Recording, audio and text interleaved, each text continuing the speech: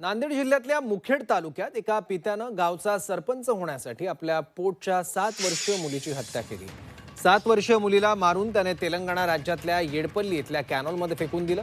तेलंगणा पोलिसांनी या गुन्ह्याचा छडा लावून दोघांना अटक केली आहे। नांदेड जिल्ह्यातल्या मुखेड तालुक्यातील केरूर इथल्या पांडुरंग कोंडामंगले याला गावच्या सरपंच पदासाठी आगामी निवडणूक लढवायची होती, मात्र त्याला 2 जुळ्या मुली आणि 1 मुलगा असे 3 अपत्य होते।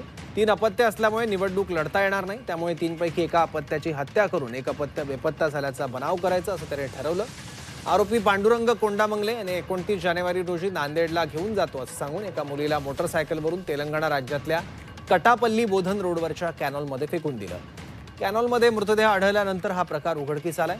तेलंगणा पोलिसांनी आरोपीला नांदेडच्या मुखेड येथून अटक केली असून या प्रकरणात केरूर इथल्या सरपंचालाही ताब्यात घेण्यात आलंय। अत्यंत धक्कादायक आणि अंगावर काटा आणणारा हा प्रकार।